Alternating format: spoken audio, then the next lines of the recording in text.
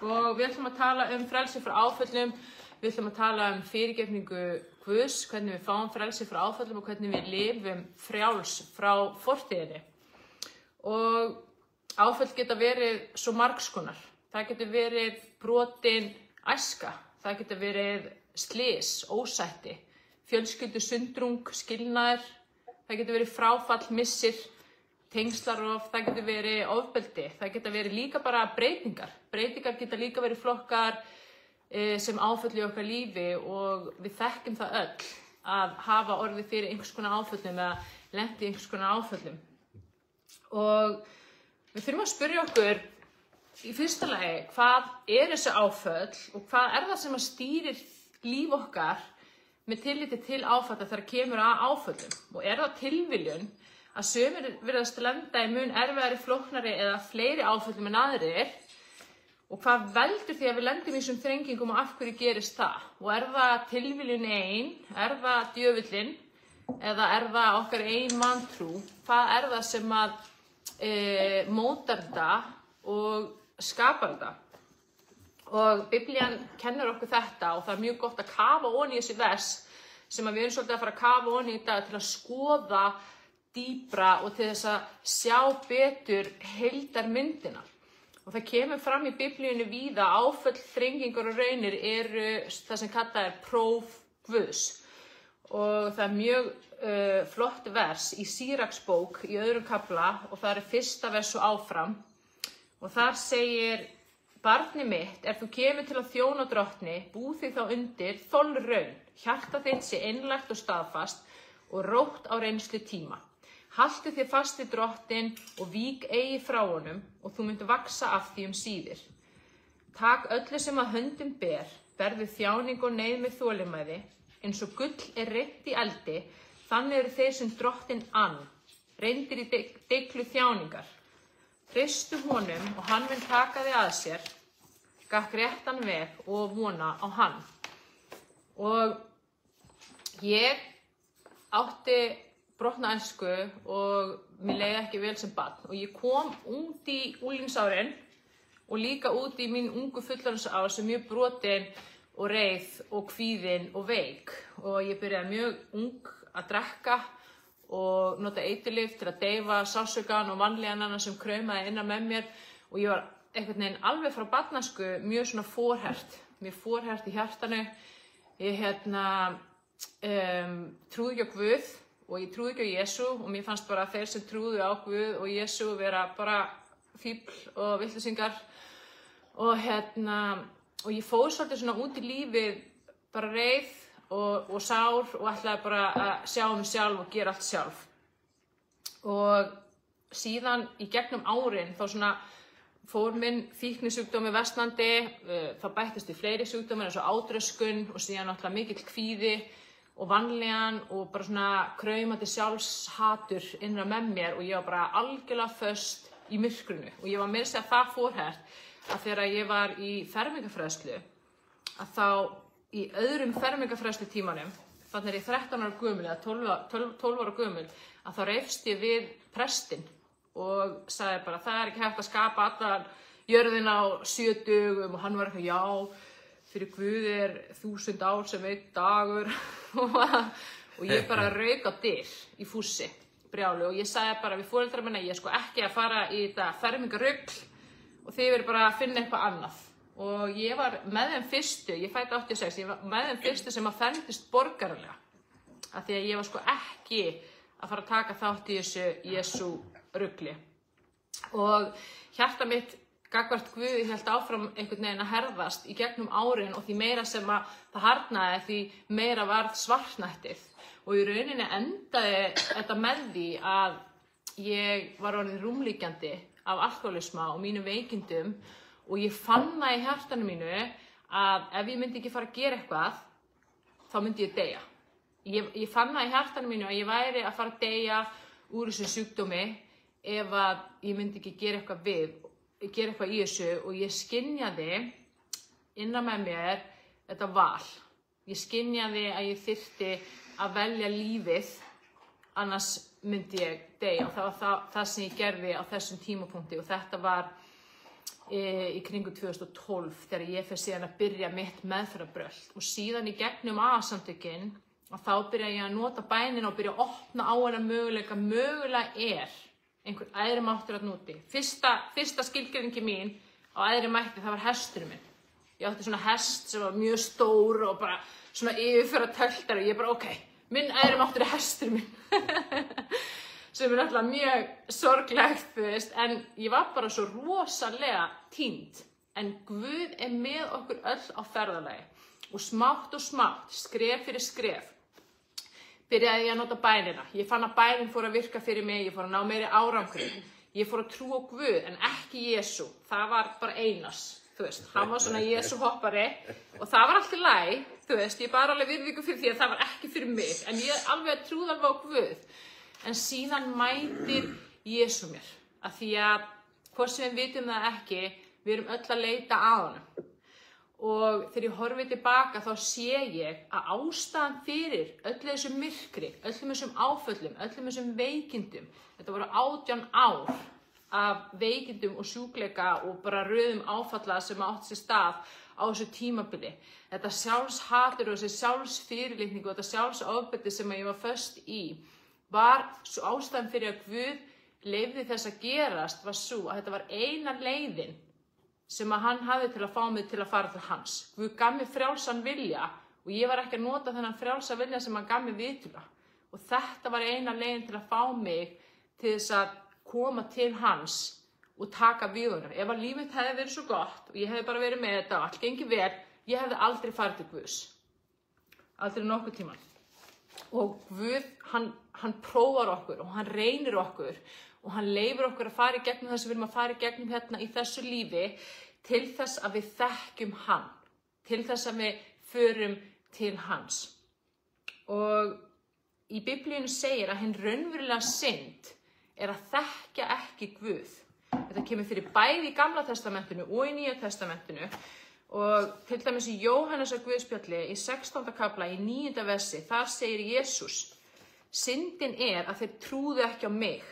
Og í 17. kafla, 3. versi, sagði Jesús: en það hið eilífa líf að þekkja þig, hinn eina sanna Guð og þann sem þú sendir, Jesú Krist. Það eilífa lífið.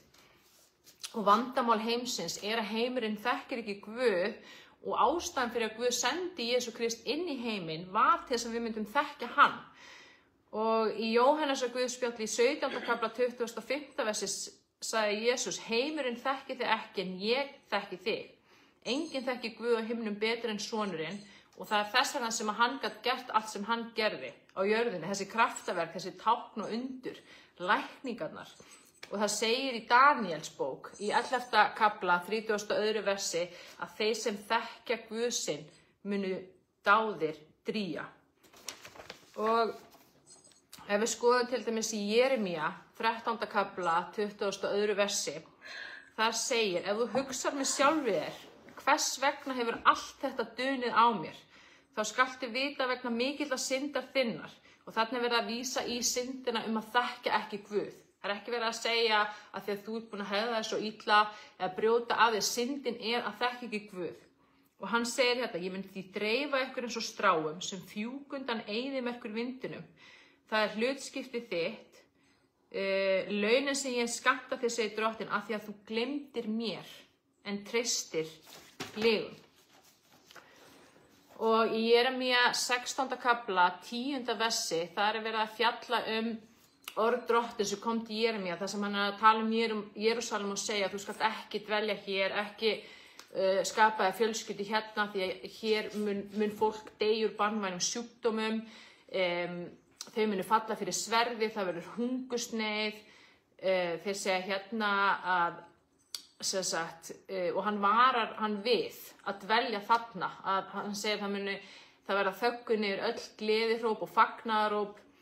Og svo segir Guð við Jeremía að þegar þú segir þjóðinni frá þessu, að þá mun þjóðin spyrja þig: hvers vegna hefur Drottinn hótað oss allir þessari ógæfu? Hver sekt voru, hvaða synd höfum við dríkt gegn Drottni Guði vorum? Og þá segir Guð: þá skaltu svara, að því að feður yðar yfirgáfu mig, segir Drottinn, þeir eltu aðra guði, þjónuðu þeim og sýndi þeim lotningu, þeir yfirgáfu mig. Og svo segir hann, sérhver yðar hefur fyllt þrjósku síns illa hjarta í stað þess að hlusta á mig og þess vegna fleygi yður úr þessu landi. Og þannig Guð að segja, þið hafi hafnað mér, þið hafi yfirgefið mig, þið hafi vilst frá mér, farið frá mér og þess vegna kemur þrengingin yfir til þess að þið komið aftur til mín. Af því að Guð alltaf að draga okkur til sín. Og í Jeremíu 10. kafla 18. versi segir Drottinn. Því að Drottinn segir, í þetta skipti varpa ég íbúum landsins í burtu. Ég mun þrengja svo mjög að þeim að þeir finni mig. Hann þrengir svo mjög að okkur að við finnum hann af því að það mikilvægara og dýrmætara heldur en allt annað í þessu lífi. Og dauðinn og sjúkdómar komu þegar við vorum aðskilin frá Guði og Guð gerir allt til þess að draga okkur til sín og fá okkur til þess að þekkja sig. Og í 2. Mósebók, 15. kafla 27. versi, þar segir Guð, ég Drottinn græðari þinn. Og það svo mikilvægt að við þekkjum Guð fyrir það sem hann Ef við trúum því ekki í hjarta okkar að Guð sé græðarinn okkar, að hann sé læknirinn okkar, að þá fáum við ekki að reyna hann á þann hátt. Af því að Guð starfar ekki trú, okkar trú. Og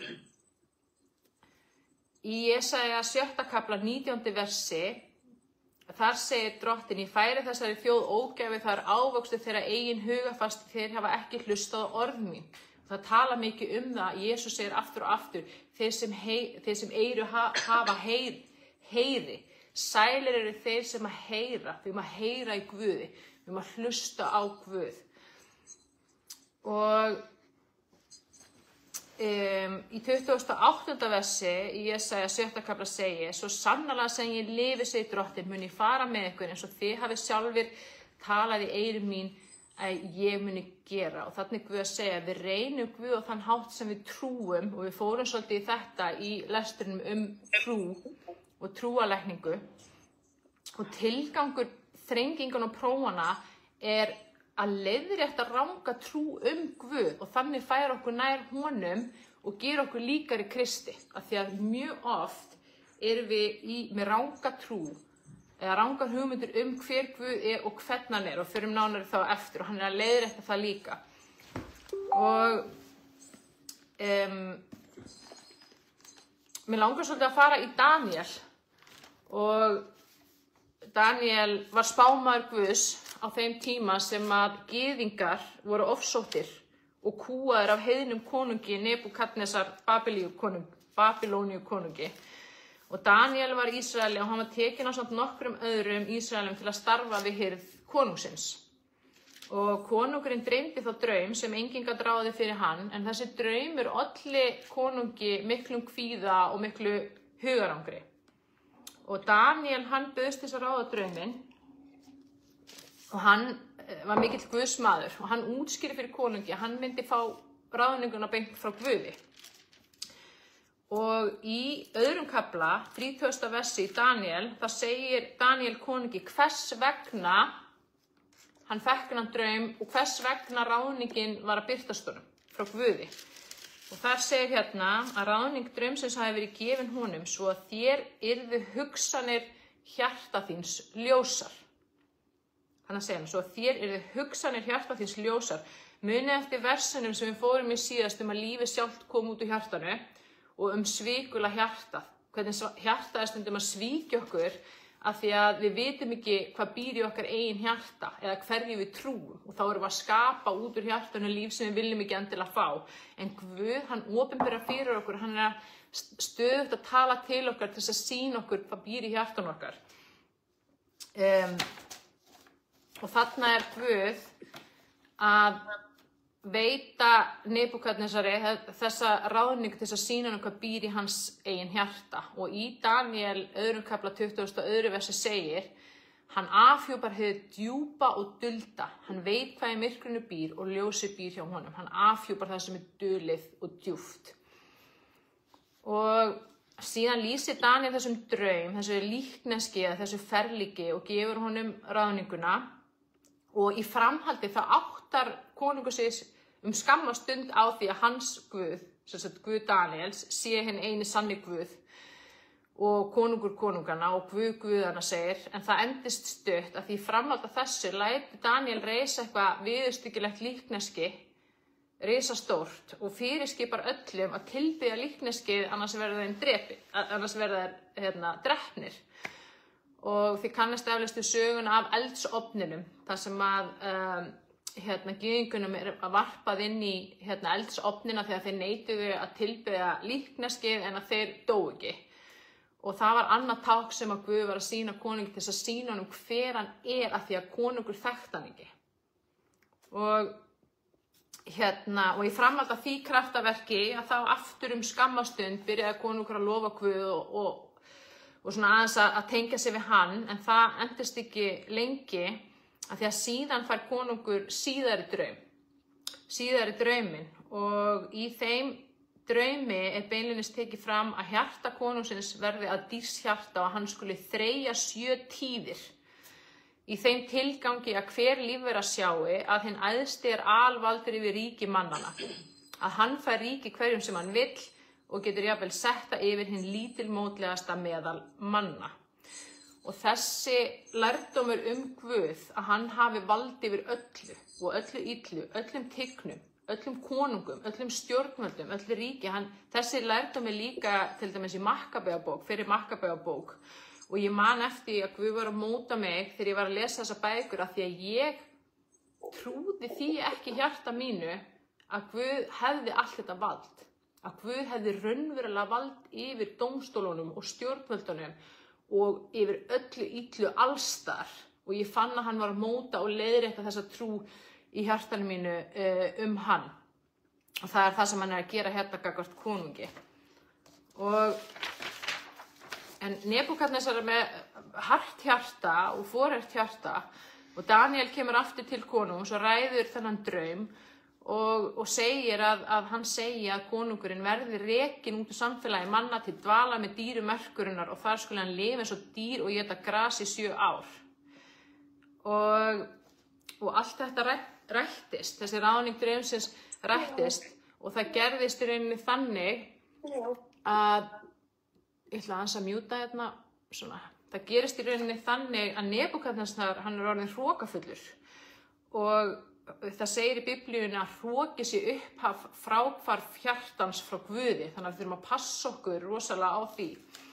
Og það segir hérna, í 27. versi, 12 mánuðin síðan var konungur einhverju sinni á gangi í konungshöllin í Babylon. Þá tók hann til máls og sagði, er þetta ekki Babylon hinn mikla sem ég hef gert að konungssetri með veldistyrk mínum til dýrðar hátign minni? Hann er alveg kominn á hvolf í mikilmennskuna og hrokan. Og áður en að konungur hafði sleppt orðinu, segir Guð, dómur er fallinn yfir þér, þú verður sviptur konungdómi, þú verður hrakin úr samfélagi manna og munt veljast meðal dýra merkurinnar. Þér verður gefið gras eins og nautpeningi og 7 tíðir eða 7 ár hlýtur að þreyja, uns þér verður ljóst. Þannig segir hann lykisetninguna, þú þarft að fara að gangi gegnum þetta próf sem mun standa í 7 ár, uns þér verður ljóst að hinn æðsti ræður yfir konungdómi manna og getur fengið hann hverjum sem hann kýs. Og þetta gerðist nákvæmlega svona, að því að hinn ranga trú, hann þekkti ekki Guð og trúði því að hann væri æðstur og hann væri, hefði vald yfir þessu öllu og hann hefði gert þetta allt en ekki Guð hefði gefið honum þetta. Og Guð var að leiðrétta það. Og þetta rættist og Nebúkadnesar hann var alveg farinn, hann var eins geðveikur og hugsast gat. Hann var bara kominn með, það segir hann át gras eins og nautfé, uns hár hans varð sem arnar fjaðrir og neglurnar sem fugls klær. Og svo segir í 31. versi að þessum tíma liðnum hóf ég, Nebúkadnesar, augu mín til himins og fekk þá aftur fullt ráð og rænu. Ég lofaði hinn æðsta og vegsamaði og lofsöng hinn eilífa því að veldi hans er eilíft veldi og ríki hans varir frá kyni til kyns. Jarðarbúar allir eru ekkert á við hann sem stýrir herskara himnana og íbúum jarðar eins og hann sjálfur kýs. Að sömu stundu fekk ég vit mitt aftur og aftur hlotnaðist með tign og vegsend ríki mínu til sæmdar. Þannig að leið og hann var búinn að ná prófunu, hann var búinn að átta sig á hver Guð og hvernig hann og þessi ranga trú Guð og búinn að leiðréttast í hjartanu, að þá fekk hann konungsríki og tignina og heiðurinn og völdin sín tilbaka og enn meira heldur en hann hafði áður. Það segir líka í Biblíunni að Guð gefur okkur margfalt tilbaka það sem við höfum mist. Þannig að þetta þess að Daniels bók í Gamla testamentinu í Biblíunni, mjög merkileg bók. Og maður þarf stundum að spyrja sig, ég búin að vera að fara í gegnum í hringinn í kringum sama fjalli aftur og aftur og aftur? Af hverju eitthvað mynstur í mínu lífi sem að koma upp aftur og aftur? Hvað það sem að Guð að segja mér? Hvað það sem ég trú hann sem að ekki satt, sem ekki rétt, af því að Guð alltaf að tala til okkar? Og það náttúrulega mjög mikið áfall að missa geðheilsuna og missa allt eins og gerðist fyrir Nebúkadnesar á þessum tíma, en það var bara það mikilvægt að hann áttaði sig á hver Guð væri, hann þurfti að gangi gegnum það til þess. Og það svo gott að geta spurt sig, hvert prófið? Hvað Guð að segja mér?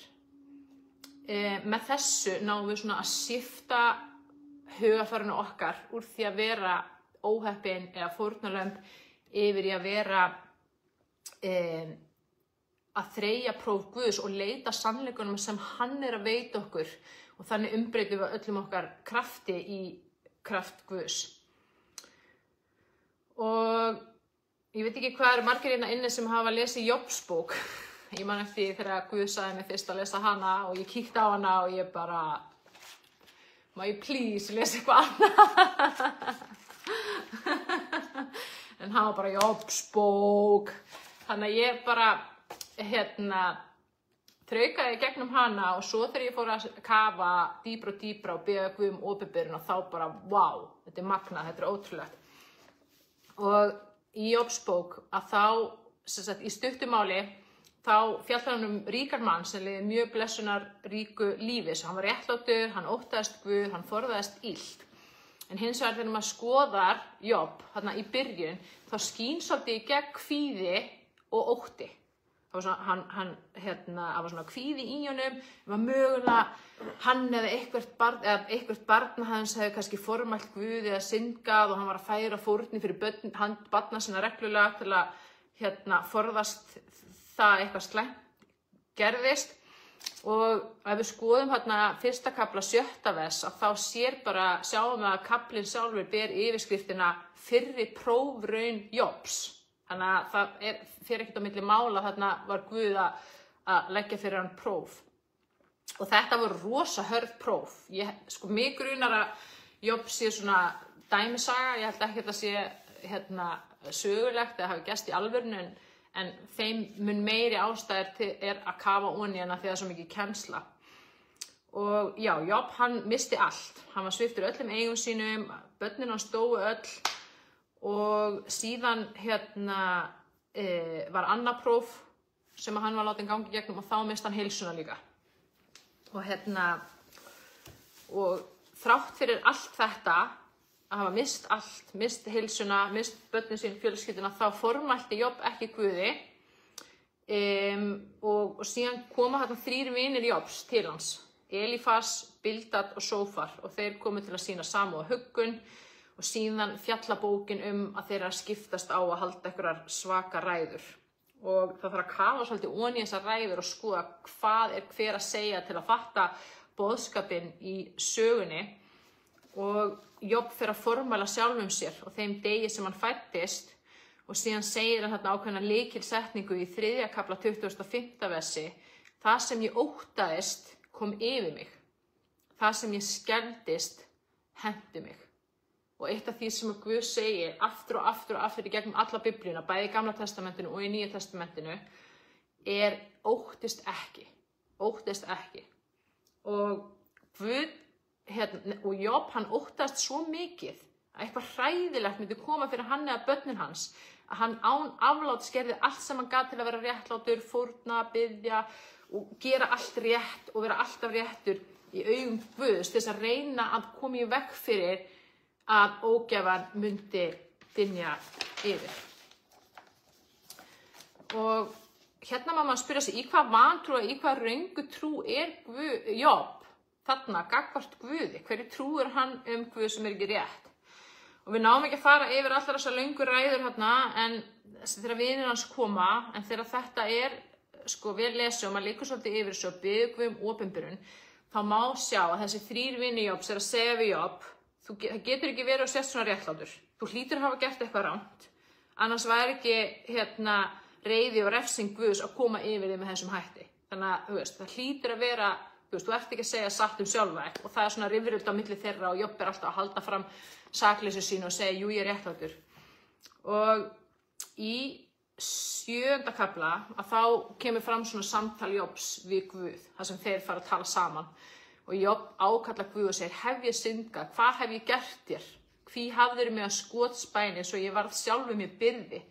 Og hví fyrirgefur ekki synd mín og tekur burt sekt mína? Og hann segir hefði ég rétt fyrir mér sakfelldi munnur mig, væri ég saklaus, kæmi hann sektinni á mig. Og svo segir í 22. versi, allt ber að sama brunni því segi ég, saklausum og óguðlegum tortímir hann. Og þegar svipan deyðir óvænt, hæðir hann angist hennar saklausu. Þá hryllir mig við þjáningu mínum, ég veit þú sýkna mig ekki. Ég þegar sakfelldur, hvers vegna erfiða ég þá til einskis. Ég vildi hann létta með svipu sinni, svo að óttinn við hann kvelji mig ekki framar. Og þarna Job að afhjúpa það sem hann trúir Guð. Hann trúir bara hreinlega að Guð vilji drepa hann, eða gera út af hann, eða ganga frá hann. Hann trúir því að Guð sakfelli og tortími. Þess vegna er hann svona hræddur og kvíðinn gagnvart Guði. Og hann óttast sífellt refsingu Guð. Hann trúir því að Guð sé refsandi Guð. Og það er þannig að Guð er ekki refsandi Guð. Og við eigum ekki að lifa í ótta eða kvíða gagnvart Guði, og það er ekki að sama og heilbrigður Guðs ótti, sem er ákveðin lotning og ótti við það að fara út í myrkrið ef við förum frá Guði. Og ef við trúum því í hjarta okkar að Guð sé að reyna að drepa okkur eða Guð sé að refsa okkur, að þá getum við ekki tekið á móti kærleikans og fyrirgefningu, af því að ótti er afleiðing af því að trúa því að Guð sé refsandi Guð, og óttin er ekki elskunni, kemur fram líka í Nýja testamentinu. Og þegar ég var að lesa Jobs bók, þá rann upp fyrir mér og Guð opinberaði fyrir mér að ég trúi því í hjarta mínu að Guð væri refsandi Guð. Af því ég var ofta að lesa ræður vinana og ég var sammála, já, þú bara getur ekki verið og sérstofur réttlátur og hlýtur að hafa verið að gera fullt af einhverju röngu af þér. Og þannig að það rímaði við og Guð var að leiðrétta þessa röngu trú hann í hjartanu mínu, af því að hann er Guð sem fyrirgefur og hann er miskunnsamur Guð. Þannig að þetta er rosalega mikilvægt, af því að þetta breytir öllu okkar lífi og hvernig við lifum. Við erum að lifa í ótta og kvíða eða lifa í fyrirgefningu og frelsi. Og þetta er ekkert óalgeng vantrú. Það er talað þetta líka til dæmis í Mósebókum, og það er talað Jakobs glímuna. Og þar hafði Jakob glímt við engil Guðs og lifa af, og eftir glímuna fekk hann nýtt nafn sem var Ísrael. Og hann sagði, ég hef séð Guð augliti til auglitis og þó að haldi lífi. Þannig að þetta er mjög mikilvægur boðskapur. Og síðan í lokasvari Jobs við Guð, í 42. kafla segir Job, nú skil ég, eftir öll þessi ósköp og síðan samræður og samtal við Guð, nú skil ég að þú getur allt, ekkert sem þú vilt þér megn. Og hann segir hérna í 5. versi, ég þekkti þig af afspurn, en nú hefur auga mitt litið þig. Þess vegna tek ég orð mín aftur og iðrast í duft og ösku. Job þekkti ekki Guð. Hann þekkti hann af afspurn, en eftir þessar raunir hafði auga hans litið Guð og hann þekkti Guð. Og í lokin fekk Job allt tilbaka sem hann misti, eignaðist nýja fjölskyldu og hann fekk miklu meiri ríkidæmi og yfirflæðandi velmegun heldur hann hafði átt fyrir prófið. Eða fylgja mér. Ertu að sofna? Nokkuð? Ég er svo glaðvakandi og trúi í dag. Ég er alveg hlust, allur eyru. Og svo þegar maður lesi gegnum Mósebækurnar í Gamla testamentinu, þá er þetta alltaf sama stefi. Guð er alltaf að reyna allt sem hann getur til að fá líð sinn, til að þekkja sig og trúa á sig, en líðin hans er alltaf að fara og tilbyða einhverja gullgeit eða þú veist, vilja fara aftur til Egyptalands og aftur inn í þrælahald og meðan Guð er alltaf að reyna að tosa á til sín. Og það er alltaf þetta harða hjarta, þeir þekkt ekki Guð og svo gerir Guð ykkur tákn og þeir alveg, vá, þetta er Guð, en það endist bara stutt og síðan eru þeir farnir aftur. En Guð, hann er þolinmóður og hann gefst ekki upp á okkur. Og það er þannig, og hér er þetta tvíþætt. Í fyrsta lagi, að ef við þekkjum ekki Guð, ef við tökum ekki á móti Jesú, ef við frelsumst ekki, þá tortímist sálin okkar. Og Jesús dó á krossi fyrir sálina okkar af því hún er svo dýrmæt. Og sálin okkar er dýrmætari heldur en öll auðæfi heimsins. Og í 9. kafla í Lúkasi, 25. versi, þar sagði Jesús: hvað stoðar það manninn að eignast allan heiminn en týna eða fyrirgjöra sjálfum sér? Hann er að tala um sálina. Og í Matteus 10. kafla 27. versi segir hann: hræðist ekki þá sem líkamann deyða, en fá ekki deytt sálina, hræðist heldur þann sem megnar að tortíma bæði sálu og líkama í helvíti. Og síðan ef við lesum áfram í 32. vers, það segir Jesús að hver sem afneiti honum muni hann afneita fyrir föðurnum, og það er að segja, ef við þekkjum ekki Guð, ef við tökum ekki á móti Guði, þá tortímist sálin okkar. Og það er það sem þetta snýst að við tökum á móti honum, að við endurfæðum svo við fáum aðgöngu inn í himnaríki og við fáum að lifa með Guði í eilíðinni. Og Guð, hann er tilbúinn að gera hvað sem er til þess að gera þetta og ná þessu, og þess vegna leyfir hann myrkrinu og þjáningunum og áföllum að eiga sér stað til þess að draga okkur til sín. Og það versta sem getur komið fyrir okkur er að taka ekki á móti honum, af því að þá tortímist og eyðist sálin okkar. Það er miklu verra heldur en ef bara líkaminn deyr. Og það er líka þannig að Guð, hann er að tala til okkar og Jesús segir: sælir eru þeir sem eyru hafa og þeir sem heyra. Við þurfum ekki endilega alltaf að fara í gegnum risa áföll og þjáningar. Og hér er ég ekki að tala um það sem kemur fyrir okkur þegar við erum börn og við berum enga ábyrgð. Hérna er ég að tala um eftir að við erum orðin fullorðin og við erum farin að bera ábyrgð á okkur sjálfum.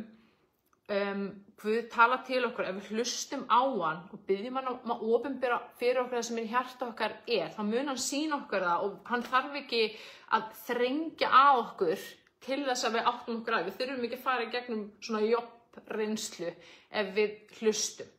En það er ekki bara það að við þurfum að frelsast og taka á móti Jesú til þess að fá inngöngu með hann inn í himnaríki og sálin okkar bjargast, heldur líka eftir að það gerist, þá er takmarkið að verða eins og Kristur. Og Guð er alltaf að leyfa okkur ganga í gegnum þrengingur og erfiðleika og próf til þess að við leiðréttum ranga trú eða vantrú gagnvart Guði í hjarta okkar til þess að við þekkjum hann. Og því betur sem við þekkjum hann, því líkari verðum við Kristi. Og því meira getum við gert það sem að Kristur gerði og gerir. Þannig að þetta er svona, þetta er 2 skref. Það er ekki bara, já, nú er ég frelsuð eða frelsaður og þá er allt fullkomið. Guð er með hlutverk og tilgang fyrir okkur öll og okkar saga og okkar þrengingar og okkar áföll eru hluti af okkar hlutverki sem að hann hefur búið fyrir okkur. Þannig að þetta er tvíþættur tilgangur. Fyrst er að frelsast, svo er hann með annan tilgang. Og hann mjög oft rímar við okkar sögu og það sem við höfum gengið í gegnum.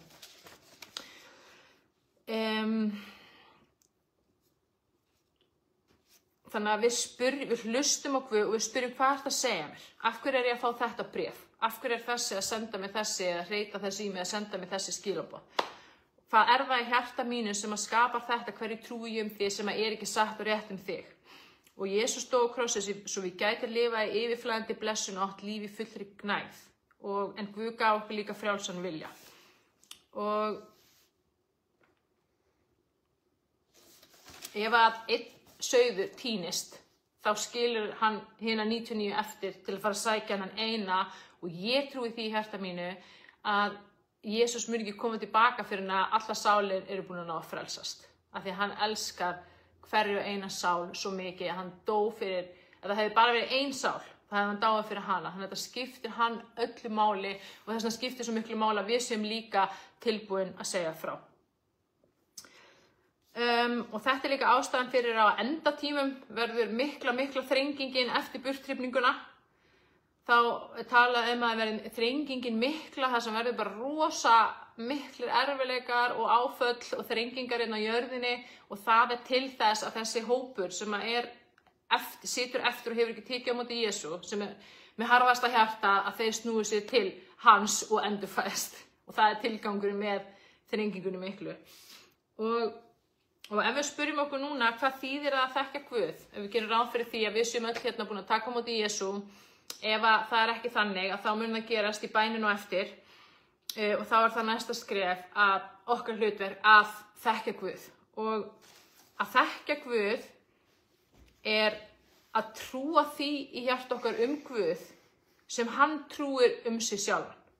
Af því að það er sannleikurinn Guð. Og það er það sem er okkar markmið, er að við trúum því Guð sem hann trúir sig. Og hann er sannleikurinn og enginn þekkir hann betur en hann sjálfur. Og hér er ein bæn sem að ég biði reglulega sem ég langar bara til að biðja með ykkur núna. Hjálpaðu mér Drottinn, hjálpaðu okkur Drottinn að þekkja þig betur. Hjálpaðu okkur Drottinn að trúa þig eingöngu því sem að þú sjálfur trúir þig. Í Jesú nafni bið ég að auka mér trú Guð og hjálpa vantrú minni. Ég þrái að þekkja þig betur, Jesús. Sýndu mér hver þú ert og opinberaðu fyrir mér ef ég er í vantrú eða rangri trú þig í Jesú nafni. Og í bréfi Páls til Efesusmanna í 1. kafla 17. versi að þar fer Páll með bæn þar sem hann biður Guð, föður dýrðarinnar, að gefa okkur anda speki og opinberunar svo að við fáum þekkt hann. Tilgangurinn er að þekkja Guð, af því að þegar við þekkjum hann þá verðum við líkari honum, af því að það umbreytir okkur, af því að það sem við trúum hann, það mótast innan með okkur. Og í 18. versi segir, ég bið hann að upplýsa sálarsjón yðar svo þér skiljið hversu von er sem hann hefur kallað oss til, hver ríkdómur hans dýrlegu arflegar er sem hann ætlar oss meðal hinna heilögu og hver hinn yfirgnæfandi máttur hans við oss sem trúum er.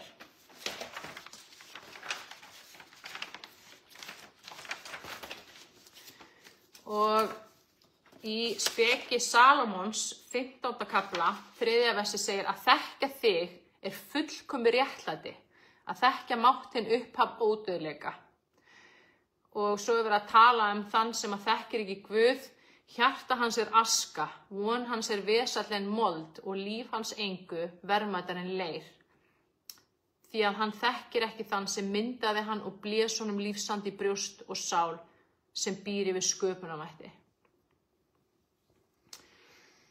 Og syndin er að þekka ekki Guð og því lengra sem við villumst í burtu frá honum, því svartara og meira verður myrkrið í lífun okkar. Af því að Jesús er ljósið. Jesús er hið eina sanna ljós og við erum ekki í ljósinu, þá erum við í myrkrinu. Og Jesús sagði fariseana sem voru svona, þú veist, átt að vera svona Guðs menn á sínum tíma. Hann sagði, þeir lofa mig með munninum en hjarta þeir er langt frá mér. Þeir þekkja mig ekki í hjartanu sínu. Og stundum erum við að lofa Guði hjart okkar, nei, með munn okkar, en hjart okkar er einhver partur af því, er í myrkri gagnvart honum. Og þetta er þessi vinna sem við vinnum með Guði, að lækna hjartað og þekkja hann. Og í fyrra bréfi Péturs, 1. kafla 7. versi segir Pétur: Fagni því þótt, þið nú skamma stund hafið orðið að hryggjast í margs konar raunum. Það er til þess að trúfesti ykkar, langt dýrmætara en forgengilegt gull, sem þó er reynt í eldi, geti orðið ykkur til lofs og dýrðar og heiðurs við opinberun Jesú Krists. Þið hafið ekki séð hann, en elskið hann þó. Þið hafið hann ekki nú fyrir augum ykkar, en trúið samt á hann og fagnið með óumræðilegri og dýrlegri gleði, þegar þið að ná takmarki trúar ykkar, frelsun sálin ykkar. Þannig að þegar við lendum í prófum og raunum og áföllum, að þá segir hérna Pétur að við eigum að fagna. Lífið sem við lifum hérna á jörðinni er eitt pínulítið augnablik, sandkorn í allri eilíðinni. Og svo segir Guð, við fyrirgefum. Og krafturinn og lækningamátturinn í fyrirgefningunni er stórkostlegur. Guð er fyrirgefning. Og við leitum eftir ljósinu. Og við leitum eftir opinberun Guðs í þrengingunum. Við spyrjum Guð, af hverju er þetta að koma fyrir mig? Hvað er þetta að segja mér? Hverju trúi ég þig sem er ekki satt, sem er ekki rétt, opinberaði fyrir mér og við hlustum á hann.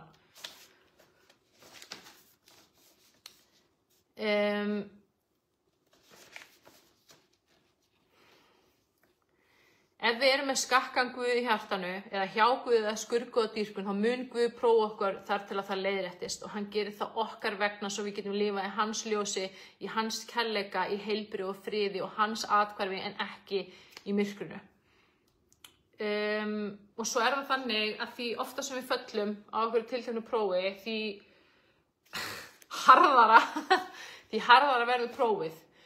Og þannig að við gerum okkar besta til að hlusta og við getum líka bara sagt, Guð, ef ég er í ykkur prófi núna, þú ert búin að vera að reyna að prófa mig og ég hef ekki hlustað, ég hef ekki séð, viltu sýna mér, viltu opinbera fyrir mér? Og við biðjum hann að hjálpa okkur. Við leggjum þetta í hans hendur, við afhendum þetta til hans. Þetta er kraftur, þetta er orka, þessi próf, þessar raunir og við biðjum hann að lækna þetta og gefa okkur opinberun.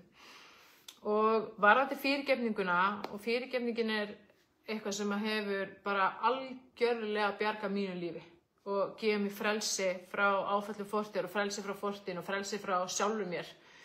Og það segir í Efesusbréfi í 4. kafla, 32. versi, verið góð viljar hver við annan, miskunnsamir, fúsir til að fyrirgefa hver öðrum eins og Guð hefur í Kristi fyrirgefið yður. Og það þýðir líka að við fyrirgefum sjálfum okkur. Við verðum að fyrirgefa sjálfum okkur líka, ekki bara öðrum. Og það þýðir líka að við trúum því í hjartanu að Guð hefur fyrirgefið okkur. Af því ef við trúum því ekki í hjartanu að Guð fyrirgefið okkur, þá lokum við fyrir hans lækningu í gegnum hans fyrirgefningu. Við þurfum að trúa því og taka á móti hans fyrirgefningu.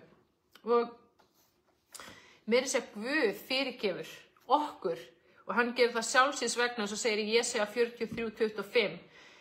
Það segir Guð, ég afmái brot þín sjálfs míns vegna, ég einn og minnist ekki framar synda þinna. Sjálfs míns vegna. Það fyrirgefa gerum við fyrir okkur sjálf og engan annan, nema kannski Guð. Við gerum það sjálfs okkar vegna til þess að við getum orðið frjáls frá fortíðinni og því sem að gerðist.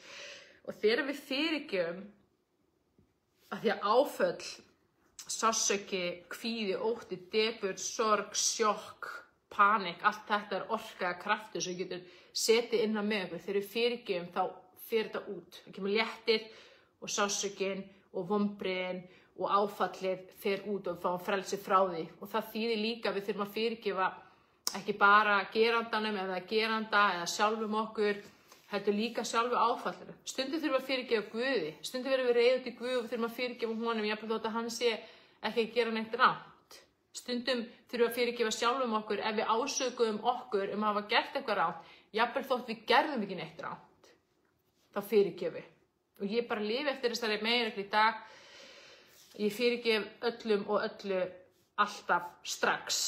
Það er betra að gera bara strax. Bara ímynda þér að einhver særir þig og þú ert með svona stóra reiði orkukúlu inn á með þér og með hnút hérna í maganum og þetta er reiði og undir reiðinni kannski sársauki og þú velur að ekki fyrirgefa, að þá ert þú bara að burðast með þetta, þú ert að burðast með þessa reiði og þessa sorg og þessa mannlíðan og halda á þessu og já, ég ætla að burðast með þetta í nokkra vikur eða 10 ár áður en ég fyrirgef og afhenda þetta til Guðs og þá erum við í rauninni bara að framlengja sársaukanum og viðhalda áfallinu.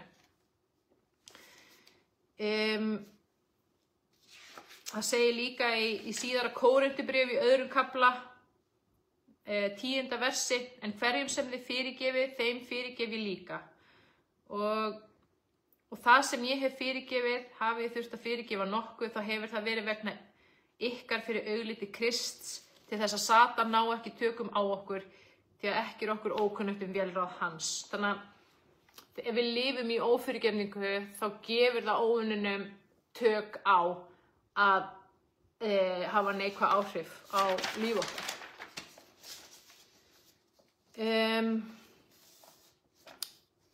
Mér langar svolítið mér langar að benda á 7. kafla í Lúkas. Það segir, sem ber yfirskriftina syndir fyrirgefnar.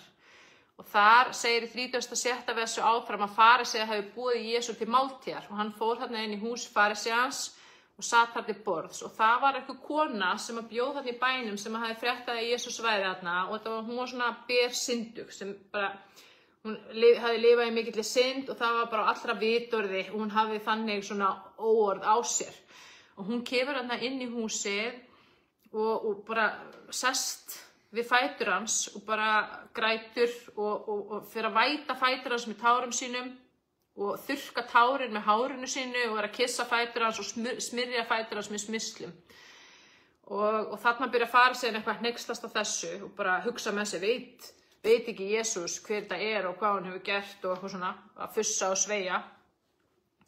Og hún bersynddug og Jesús segir þá, Símon, ég hef nokkuð að segja þér. Og þarna í 41. versi segir hann, 2 menn voru skuldigir lánveitanda nokkrum, annar skuldaði honum 500 denara en hinn 50.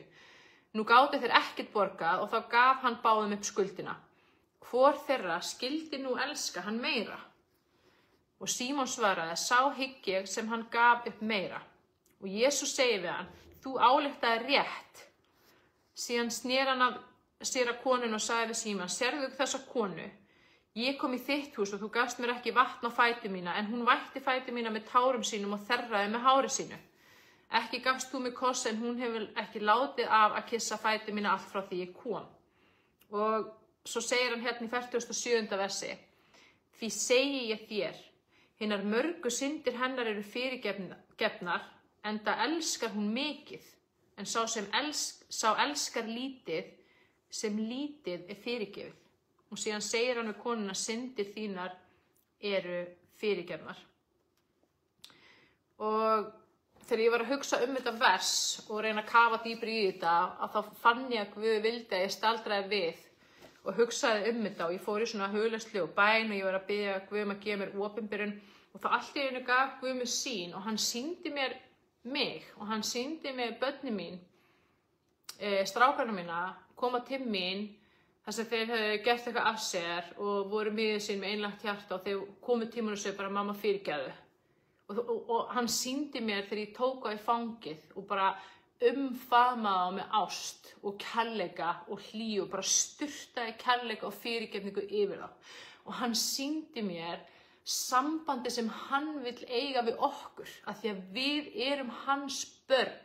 Og hann vill að við komum til hans með einlægt hjarta og segjum fyrirgefðu og hann vill taka okkur í fangi og hann vill sturta ást sinni og kærleika sínum yfir okkur. Við getum ekki meðtekið ástinans og kærleikans nema meðtaka fyrirgefninguna af því að í kærleikanum, í elskunni, felst fyrirgefning.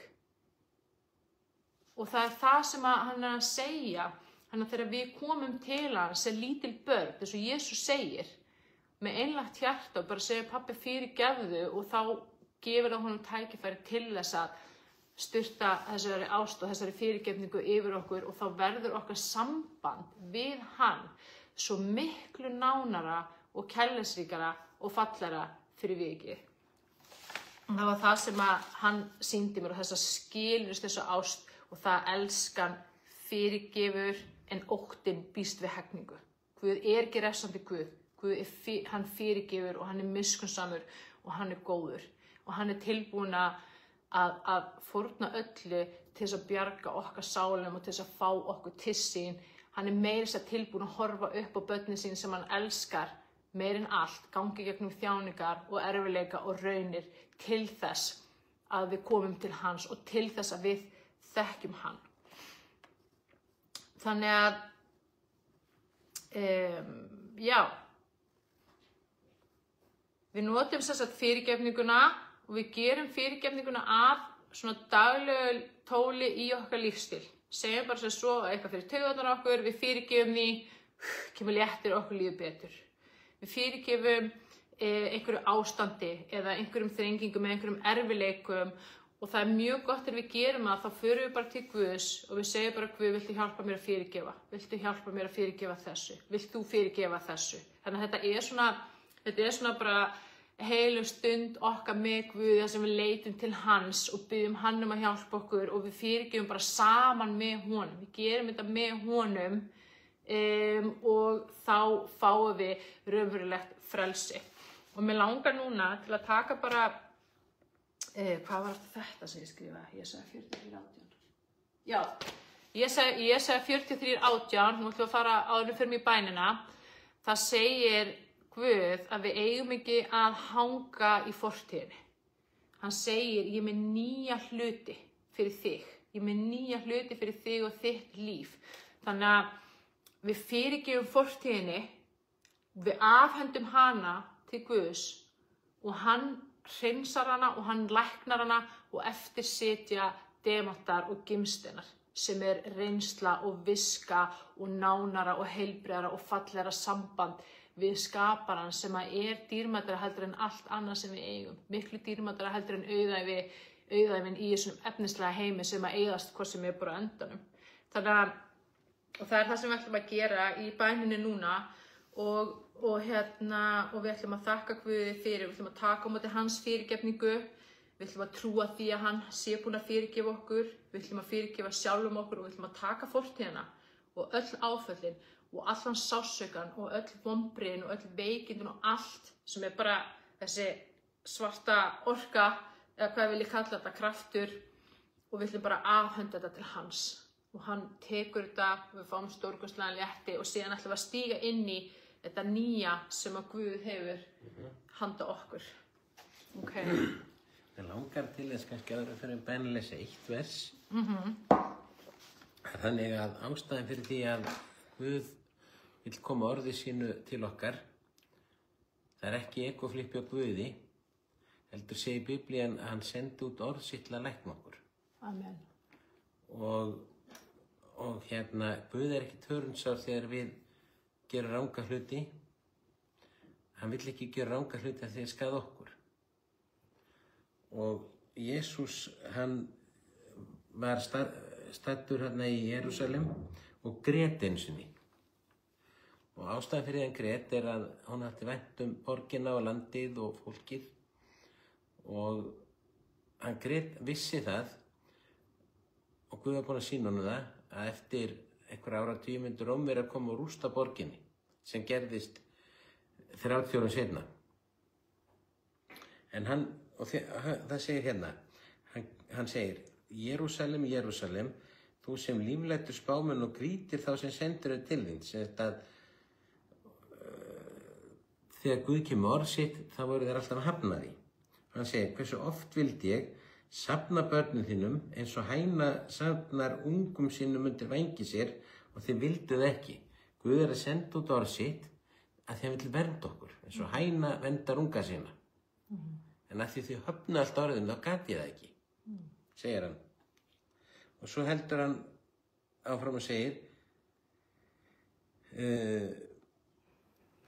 og svo segir hann frá því sko í framhaldinu að hvað mun koma fyrir borginu þegar Rómverjar taka hana. Og þetta er sem sagt Guð, hann er þessu öllu saman fyrir okkur. Til að venda okkur, hjálpa okkur, lækna okkur, leysa okkur og bjarga okkar eilífi sál. Amen. Það ætlum við að fara í bænina og tökum bara örfá mínútur til þess að dvelja í nærveru Guðs í framhaldi áður en við ljúkum stundinni. Og ég ætla að bjóða þér að þú vilt að draga djúpt inn andann og bara loka augunum. Og ég legg þessa bæn í þínar hendur, Drottinn. Ég bið að smyrja varir mínar. Ég bið að taka á móti hverju einu okkar sem er hérna inni því að þú veist hvað við þurfum á að halda núna, Drottinn.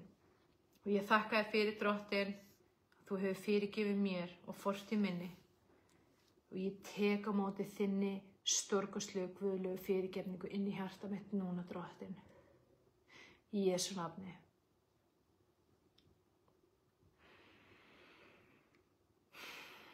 Í Jesú nafni tek ég alla mína fortíð, öll áföllin, alla þrengingarnar, alla erfiðleikana, allan sársaukann, öll vonbrigðin, öll veikindin.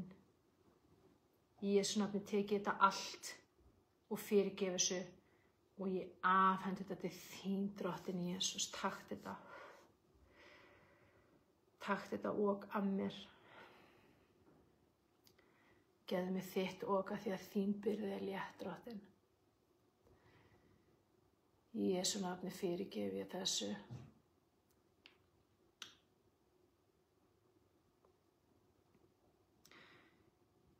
Ég tek ákvörðun í hjartanu að fyrirgefa sjálfu mér og öllu öðru og öllum öðrum, allt frá upphafi.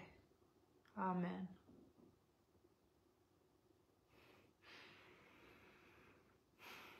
Og ég tek ákvörðun frá hjartanum að trúa því af öllu mínu hjarta að ég hafi þig, Jesús, að ég eigi þig, Jesús, í hjarta mínu, í andanum mínum, í huga mínum, í sálinu minni, í heilsunni minni og í sýn minni í Jesú nafni.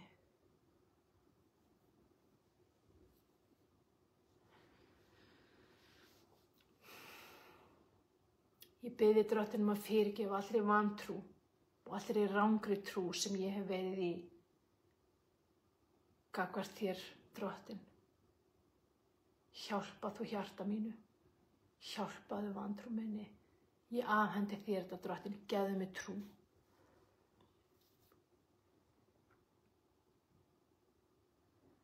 Umbreytti trú minni og hjarta mínu til samræmis við þinn vilja, Drottinn, í Jesú nafni. Og ég opna hjarta mitt fyrir þínu orði, fyrir þínu ljósi. Og ég tek við lækningu þinni, Drottinn, í Jesú nafni.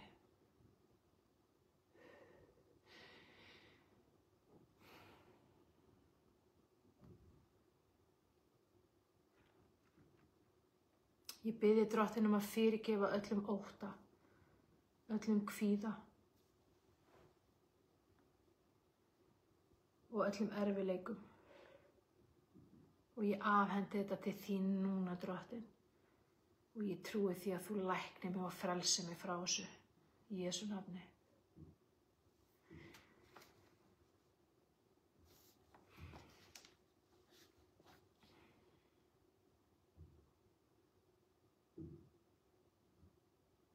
Ég þakka þér fyrir, Drottinn, að þú hefur hreinsað og læknað og fyrirgefið fortíð minni. Og ég þakka þér fyrir að þú hefur fyrirgefið allri synd og allri vanþekkingu á þig, Drottinn. Og ég bara kem til því núna, Drottinn.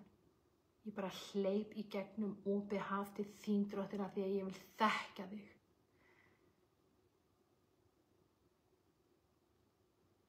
Ég vil þekkja þig.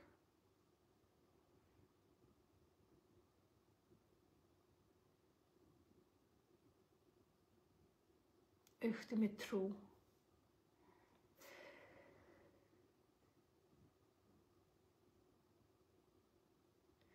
Og ég þakka þér fyrir að þú fyllir hjarta mitt af lífi, af heilbrigði,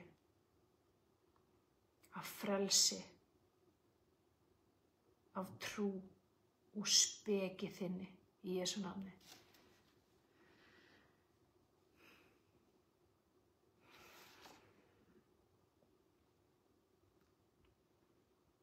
Og ég þakka þér fyrir, Drottinn, að ég er núna endurfætt barn þitt, að ég er frjáls frá fortíðinni. Ég þakka þér fyrir að þú heldur áfram að lækna mig, leiða mig áfram í dýpri og heilbrigðari þekking á þig, Drottinn Jesús.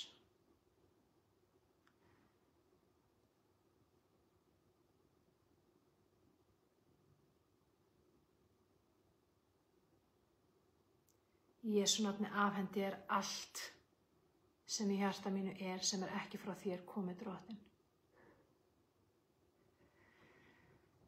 Takk þetta frá mér og settu í hjarta mitt það sem þú vilt setja í hjarta mitt, Drottinn Jesús. Ég gef þér hjarta mitt, mótaðu það, samkvæmt þínum vilja. Himneski Faðir, í Jesú nafni, ég þakka þér.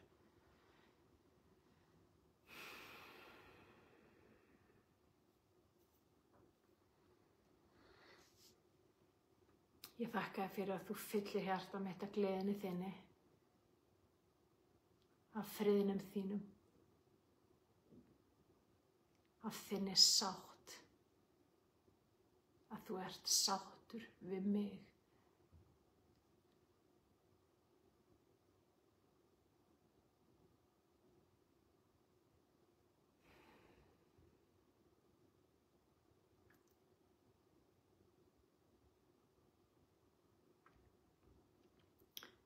Og ef það er eitthvað sem að ég þarf að fyrirgefa eða sleppa tökunum á, þá bið ég að sýna mér það núna, Drottinn.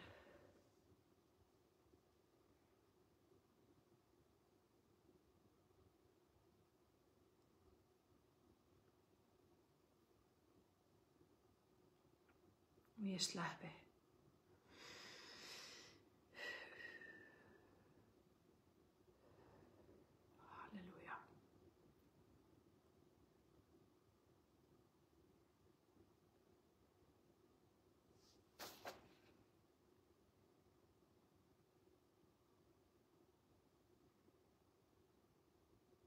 Takk, Jesús.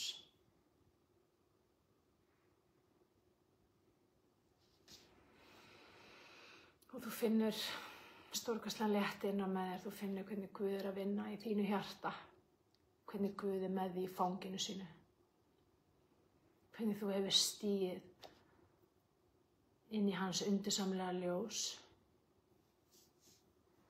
Og þú ætlar að dvelja í hans nærveru alltaf.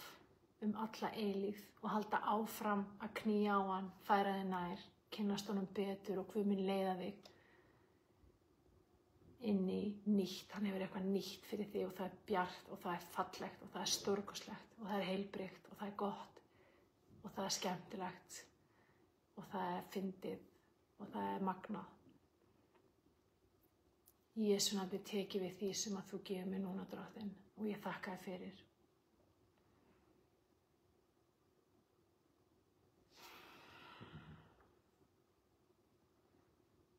Takk, Jesús. Og þá máttu bara draga djúpt til andan og opna augun.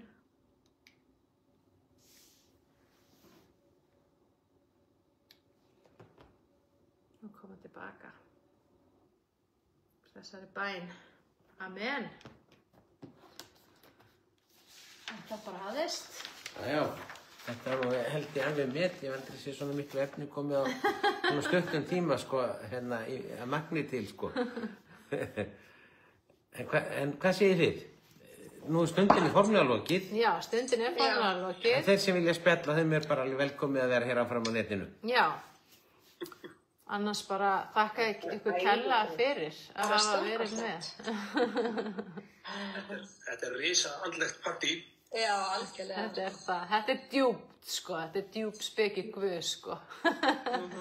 Og það er gott og ég hef svolítið verið að biðja Guð bara, gefðu mér þína djúp speki, bara hleyptu mér inn í þitt djúp. Það tala djúp Guðs í Biblíunni. Þannig að við getum farið undir spekina og inn í djúpu spekina og Guð, og það er bara stórkostlegt ferðalag og svo magna, og það er svo gott að þekkja Guð og vera tilbúin að skoða hjarta sitt og fyrirgefa. Og þegar Guð opinberar fyrir okkur og sýnir okkur eitthvað ranga trú eða vantrú hann, við fyrirgefum, við afhendum þetta til hans og biðjum hann að gefa okkur nýja trú, rétta trú.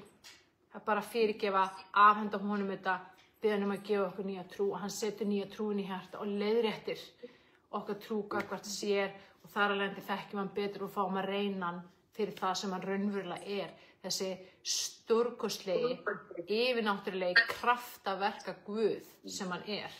Og það er svo magnað að eiga hann af og vita hvað hann elskar okkur mikið og geta horft tilbaka og sagt, þetta er það sem ég fekk út úr öllu því sem ég gekk í gegnum, og Guð er að umbreyta þessari reynslu í dýrmæta gimsteina og gull til þess að nota síðan í framhaldinu.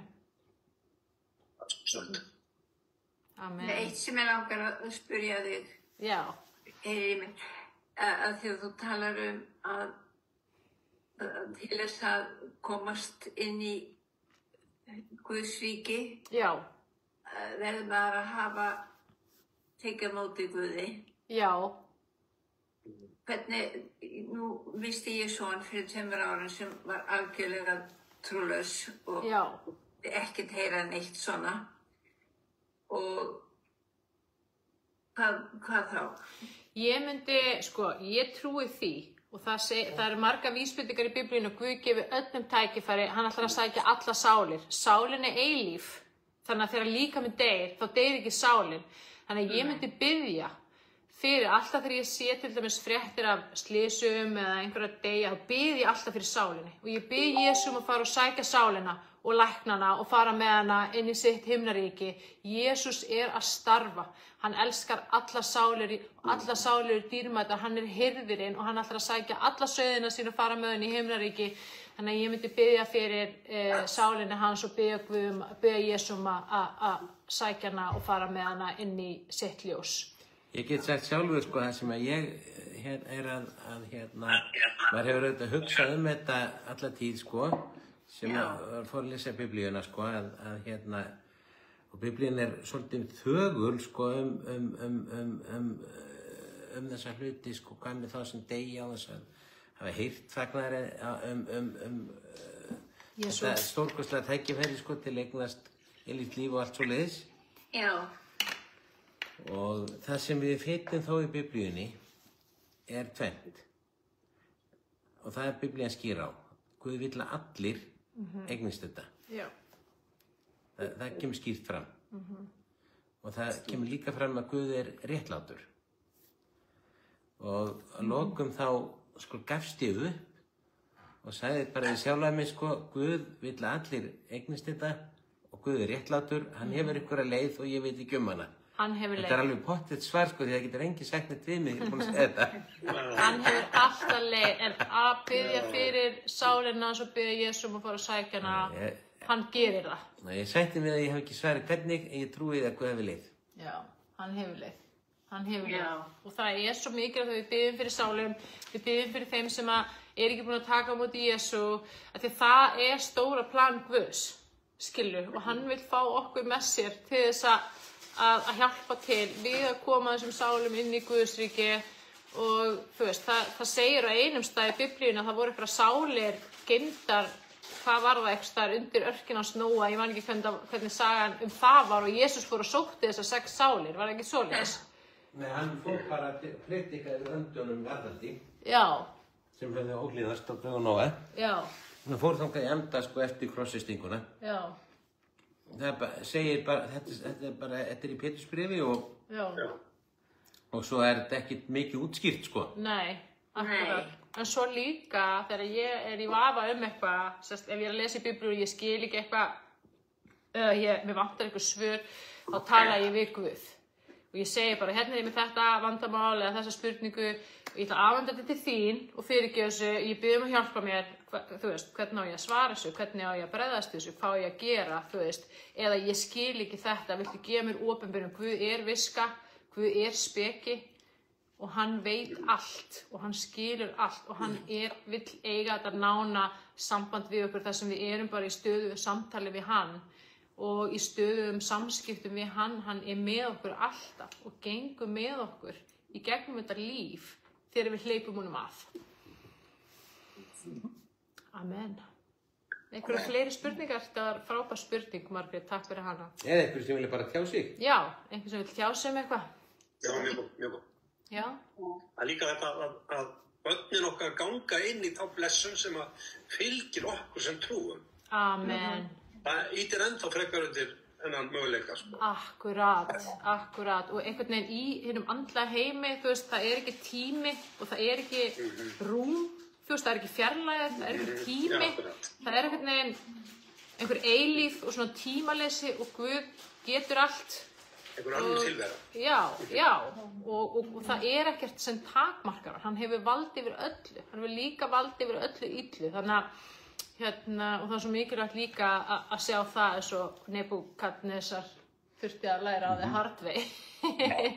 Sumt þurfum við að læra á þig hard way, en við vonandi núna getum við farið að aðeins að bara heyra áður en að Guð bara eitthvað. Já. Við höfum á Biblíunni að sko sál okkar svo mikilvæg, hann lagði allt þetta á Jesú til að bjarga henni. Já. Og við vitum líka sko að krossfestingin sjálf var það minnsta sem Jesú þurfti að líða því að hann þurfti að taka á sig allar okkar þjáningar frá upphæði vega. Og það alveg sama hvað við erum í lífinu, hvað svartnætti við upplifum. Jesú hefur upplifað líka svartara, hvort það sé að höfnun, bituleiki, hvað sem það hann þurfti að taka þetta allt á sig okkar vegna, bara til að bjarga einni sál. Hann hefði gert það, bara ein sál hefði verið í húfi. Þannig að Guð leyfir kannski eitthvað sem svona minni þjáning hjá okkur, að það getur bjarga sál okkar. Og lífið hérna á jörðu óendanlega lítið augnablik í eilíðinni. Og það það sem stóra myndi sem Guð sér. Hann að horfa á eilíðina á meðan við erum kannski með bara eitthvað 5 ára plan eða 2 ára plan. Við þekkjum þetta kannski aðeins fullorðna fólkið, sko, hvernig tímaskynið hjá börnum sko. Þeim finnst eitthvað vera rosalega langur tími. Og svo þegar að barnið dettur á með þessu og við vitum að það tekur mínútu og það fara að brosa aftur, sko. Því finnst bara eitthvað alveg hræðilegt að gera, sko. Við sjáum bara hérna, eftir mínútu verður þetta gott, sko. Þannig að þetta er, og Guð sem utan allra tíma, hann sér þetta aðeins öðruvísi en við. Já, akkurat. Hann lætur allt samverka til góðs. En það líka þannig að sum áföll bara þannig að við þurfum að fyrirgefa og við þurfum bara svolítið að taka okkur sjálf á þessum tíma og afhenda okkur sjálf til Guðs. Svo bara taktu við mér þarna, þú veist, svo hann getur komið og lækna þetta. Svo hann getur komið og frelsa okkur frá þessu, að því stundum við ennþá með eitthvað sært innra barn sem í þjáningu og við þurfum að vera tilbúin að taka þetta barn og bara fyrirgefa og segja Jesú, ég afhendi þér þetta litla barn, bara, þú veist, fyrirgefa þessu, lækna hana, hafa hana hjá þér, af því að eins og ég segi, í andlega heimi engin tími og það einhvern veginn allt að gerast, allt að gerast, allt eftir og við getum ekki skilið þetta kannski með okkar mannsögu en Guð skilir þetta. Þannig að, þú veist, ég ekki að segja bara, já, nú bara horfum við aldrei tilbaka og pælum aldrei í neinu og bara hunsum allt, þú veist, við fyrirgefum, við afhendum Guði, hann læknar og síðan horfum við á þetta nýja sem að Guð hefur fyrir okkur. Amen. Og Guð elskar allar sálir. Ég sé að það er að koma hérna, við erum hérna live á TikTok líka núna í fyrsta skipti og einhver að kommenta hvað Guð vill ekkert með mann hafa. Það er eitt af þessari röngu trú sem að Guð vill leiðrétta innan með okkur. Guð hafnar okkur ekki. Hann elskar allar sálir. Hann elskar allar manneskjur jafn mikið. Við erum öll jöfn í augum Guðs. Allar sálir eru jafn dýrmætar. Ef að þú varst eina sálin, væri eina sálin sem var til, hefði Jesú dáið á krossi fyrir þig. Og það eina sem við þurfum að gera núna, fyrir þá sem hafa ekki tekið á móti Jesú, er bara að segja, ég trúi því í hjarta mínu að þú sért drottinn. Ég bið að endurfæða anda minn núna. Í Jesú nafni, amen. Og þá erum við búin að frelsast. Þannig að bara ef einhver var að stíga það skrifum núna hjartanlega til hamingju og ef einhver vil senda mér skilaboð eða vita eitthvað meira þetta, þá er það hjartanlega velkomið. Annars bara er dásamlegt að vera með ykkur og bara takk kærlega fyrir að koma. Ég ætla að posta bæninni inn í grúppuna og svo ætla ég að leyfa Einari vera með lestur næsta fimmtudag og það verður mjög flott og magna efni. Þannig ég hvet ykkur öll til þess að koma aftur næsta fimmtudag og hlakka til að sjá okkur þá. Takk kærlega fyrir og Guð bless ykkur. Guð bless ykkur öll. Bless. Takk fyrir mig. Bless. Góða nótt. Bless. Guð bless ykkur. Bless TikTok. Bless á Facebook. Yndislegt að vera með.